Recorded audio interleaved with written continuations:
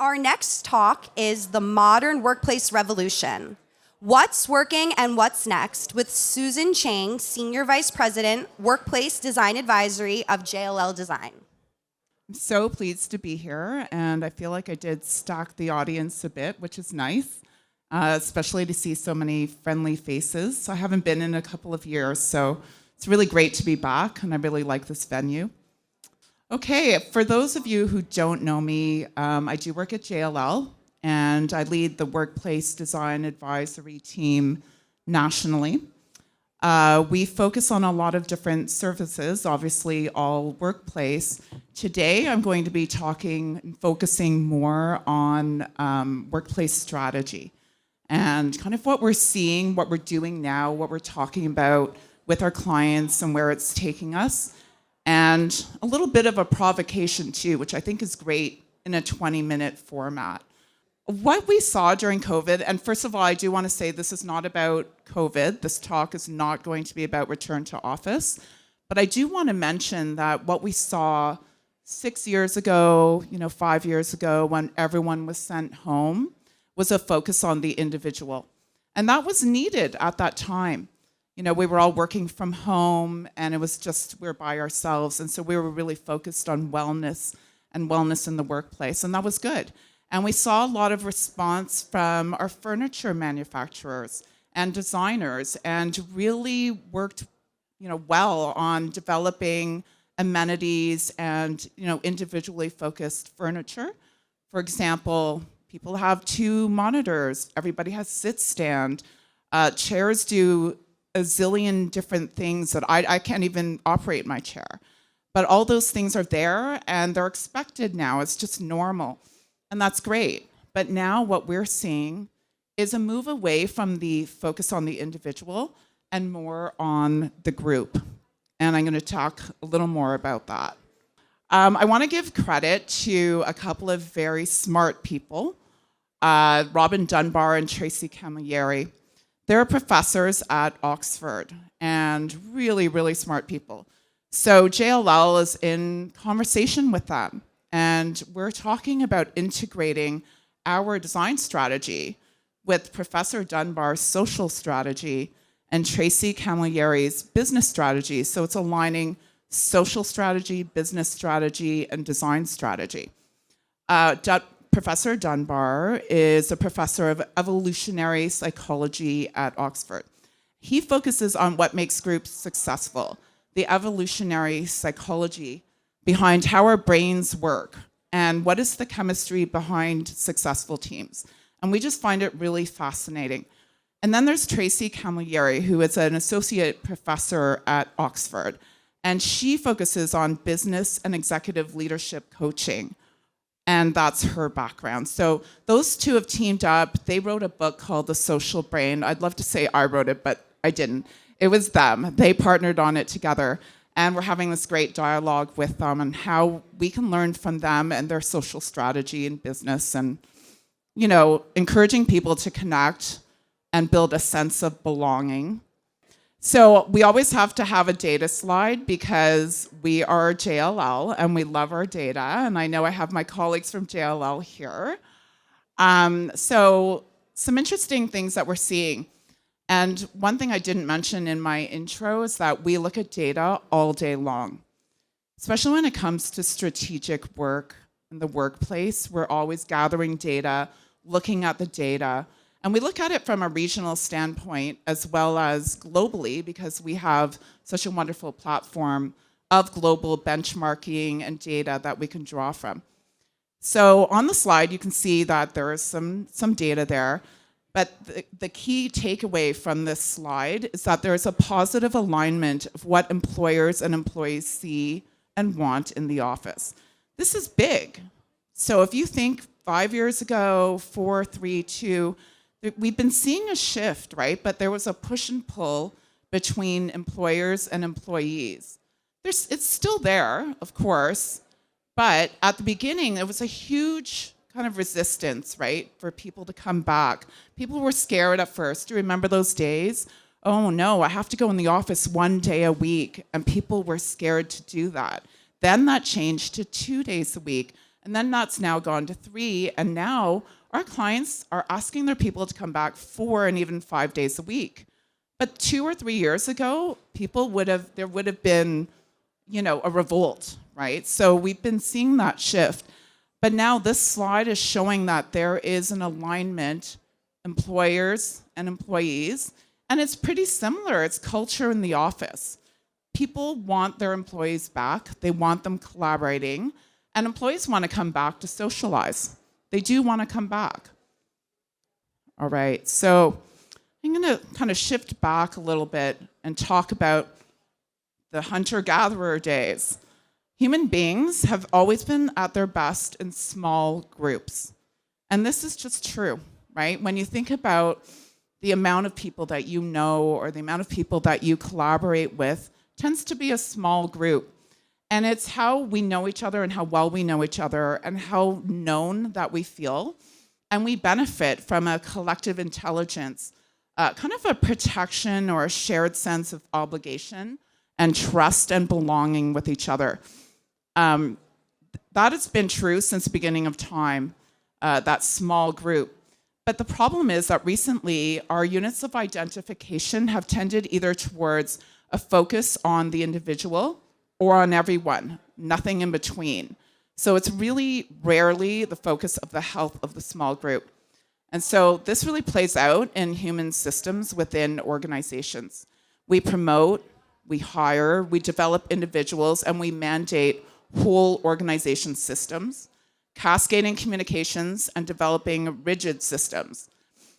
And so our relationship to our places of our work, all are mandated back to the office, or alternatively, we design for individual exceptions. So we really need to think about that.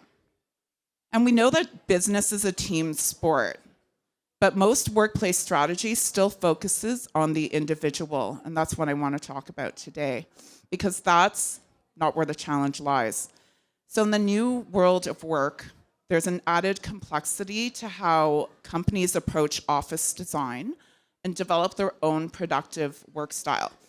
And they're really struggling with that interplay of human behavior, human dynamic, when people are in person or the remote, and how do they integrate technology, which just keeps changing, and I'll get to that a little bit later, and just the evolving nature of work itself. And this all has a direct impact on the strategy brief.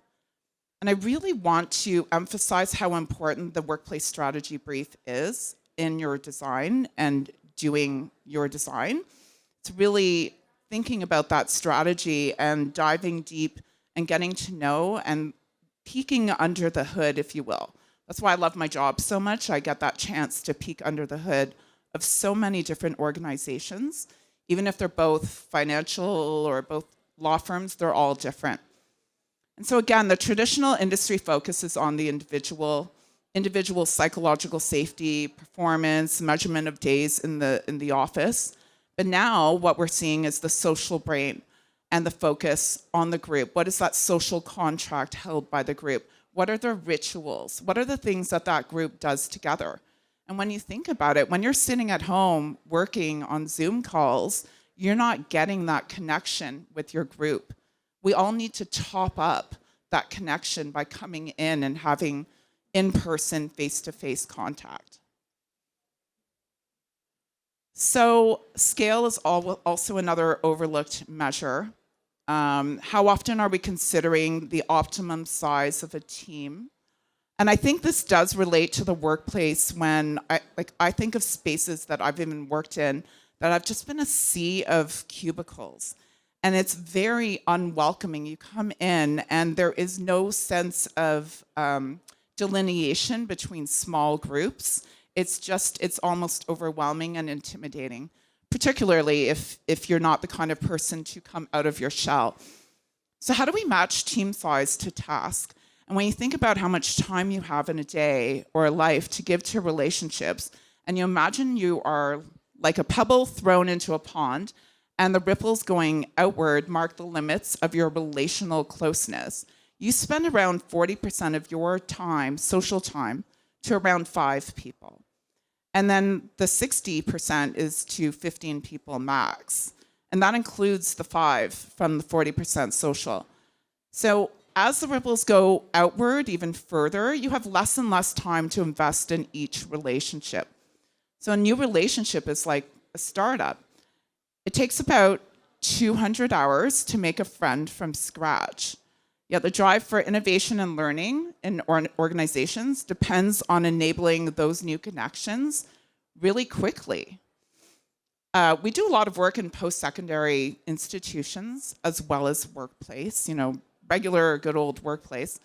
And in some of our focus groups with young people, we hear from them and they say, it's really hard to make new friends.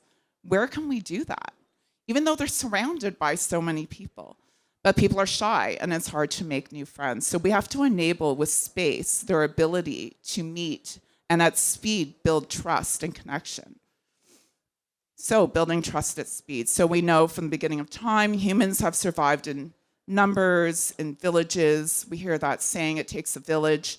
I think with my colleague, we were in a call just last week, and she wrote in the notes, she asked a question, and somebody answered and said, it takes a village. And that's the way it is. It takes a village, even in business. So simple, basic acts of eating together, the different rituals that teams have, shared stories, celebrations, singing together, friendship, laughter. This ensures not just the survival, but the success of these groups. And it's the same in business. We see that in business, it's the bonds holding teams together, their ability to build trust together quickly, help each other, and create thriving teams, and then thriving businesses. So through our research and our work with Professor Dunbar and Professor Camilleri, we've uncovered 6 foundational states for human thriving. None of them will surprise you. I mean, they're quite foundational. Holding them in balance is the act of leadership, and that's not always easy. Creating a workspace within which these find expression is another. So clear purpose, developing habits and behavior, and having a shared sense of identity in groups. If organization's culture is thin, you need to orchestrate a culture leader, work to intentionally shape culture through developing habits. Scheduling is key so that people are together, scheduling those town halls, those habits and rituals, whether it's a macro or micro, small or big group. But you have to craft it and design that calendar to reinforce culture. So now how do we bring that concept to life? How do we incorporate design strategy with what we've learned and with social strategy? There is a complexity to how companies approach office design and develop their own productive work style. They're, as I mentioned earlier, they're struggling with that interplay of human behavior, people being in or out, technological advancements. It all has a direct impact on them. So what and where is a social strategy at an organization? How do we define that? How do we attract new young talent and connect departments together? We need to understand the social health of the company, and that is all part of workplace strategy. It's not just metrics. Metrics are really important. I'm going to talk about that in the next slide. But you have to marry that with the qualitative and understanding the social health of that company. It's not a blanket approach. You have to understand the status quo. The questions that we ask when we interview different companies and business units, do people eat together? Do they have lunch together? And we find it's different from team to team. There's certain teams that eat together every single day, and you see them in the lunchroom, like my team right there. And then there's teams that people do not eat together. They sit at their desk and they, eat at their desk through lunch. And so that, it's different. So one thing that we're doing at JLL, we're shifting away from the individual when we're looking at metrics. So the traditional metrics that we would apply when we're looking at space planning. And it's essentially the math that we create. So we're not looking at the individual anymore. We have covered the individual You walk around, you see the furniture, it's all there. It's all there for the individual. We now want to look at the group. So we've developed a proprietary method at JLL, and it's called the hybrid head count. And this considers the people in the office. Doesn't sound groundbreaking, does it? But we started this 2 years ago. We were working with an iconic Canadian organization. I can't say the name, but we were working with them. And we realized when we were starting to develop the math and the metrics for them, for their space ultimately that they needed, and there's obviously a lot of considerations, all we needed to do really was to think about the people that are in the office. And so whatever that ratio is, you're just acknowledging the people that are in the office. This allows you greater flexibility in planning for any variances in the office. It gives you a more efficient allocation of space aligned to actual space demand because it's the people who are physically in the office. There's cost savings through optimized office space, and it prioritizes the employee experience for those who are in the office. I'm saying I only have 3 minutes left. There's a countdown here. There is a con to this approach in that it cannot just be a blanket method. You cannot just apply it to everybody. You have to peek under the hood, you have to do your research, and you have to engage and gather your data. Because there's different parts of the data that's always going to evolve and shift. I could probably talk 8 hours on this, so if anyone has questions, please grab me after. The next couple of slides, I'm gonna try and go a little faster. We're just showing how we're moving beyond the individual worker profiles into group work personas. So rather than worker profiles like the resident, I can't think of it, of course, right now, but there's all these different, obviously, individual work personas. We are now developing group work personas. So developing metrics that apply to groups and looking at the vibrancy that each group needs. So it's kind of like a heat map, with the pink being more vibrant. So spaces that people use to connect with each other and collaborate with each other. And then the green is more focused workspace. And you can see there's different neighborhoods, and it's kind of nuanced neighborhood planning so that each group has maybe a little more focused space. Some groups have a little more collaborative space, just depending on the group's needs. These are modalities that we also apply to those neighborhoods. We look at a spectrum that each group work persona requires, and you can see that they correlate to the vibrancy maps that we create. This slide I could probably talk about an hour on. It's ingredients of space, so really thinking about your space and your team, the company, your client, as a world-class orchestra. And as they're preparing to perform, everyone's positioned in a certain way. The bassoonists are behind the flautists, the horn section with a clear line to the strings and the conductor and so on. What happens if you try to put them on a smaller stage or a smaller space with smaller seats? Are they still going to sound the same, even if the conductor has the same skill? Maybe not. So it's just a thought. So the social brain can inform our approach to creating workspaces that resonate with our innate human nature. Just want to leave you with that thought and then go on. I just have 4 slides left, Katie. So I do want to talk about what's next. I'm not saying I have the answers. I don't think I do. I don't know if anyone does. But I want to talk about AI because it's on everyone's mind. Every time I open LinkedIn, I'm seeing all kinds of things on AI and what's happening. Most people that I interview, for them, it's a tool that sometimes they use. Some people feel it's a threat, or maybe it's a threat to their job or their life as they know it. What I do know is that AI is evolving at the speed of light, and we do have to consider it. We have to think about it. When we have our interviews and focus groups with clients across all sectors, we ask them how their teams are using AI. Is it something that they see as a threat? Are they comfortable with it? And how are they seeing it impact them? We have seen that there's often a discomfort that people are not sure how this might affect them.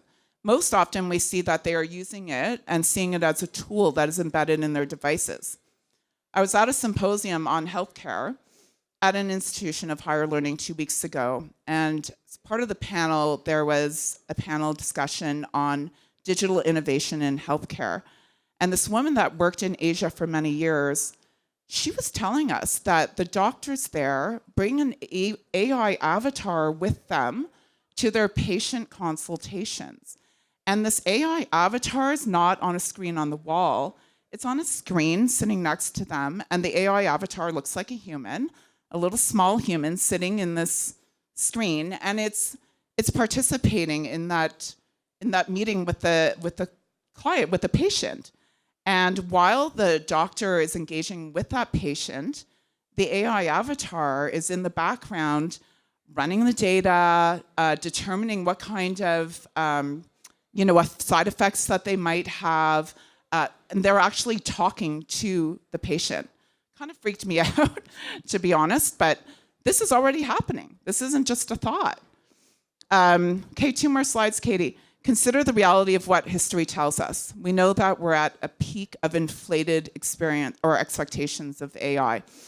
Next is the trough of disillusionment. It's at an AI is at a peak short-term overestimation. So everybody's in a race to integrate it. Every startup claims to be AI powered, like the internet in the 1990s and 2000s and the late 90s, right? The dot-com companies were supposed to change everything overnight. The self-driving cars in the 2010s and today, we were promised highways full of autonomous vehicles by now, but that hasn't happened. Okay, I'm gonna skip over what I was gonna say there. But I know everyone here, most people here are designers or design adjacent. So I just want to say, imagine right now that your AI is not a tool in your computer or your phone, but it's like your avatar and it's coming with you to site. And you're on site, you're walking through, you're doing your investigation, and that AI avatar is helping you. And it's running data. It's figuring out what the conditions are in this building, what some of the deficiencies are that you have to be aware of. By the end of that site meeting, it's already updated the as-builts, and you're able to get started on the ideation. Think about that. Okay, last slide.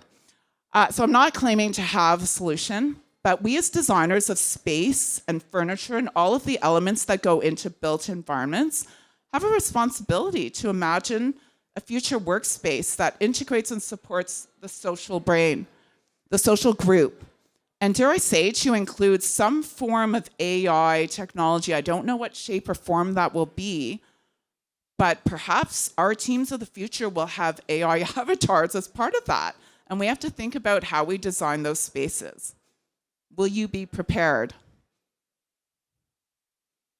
And that's it. Thank you very much.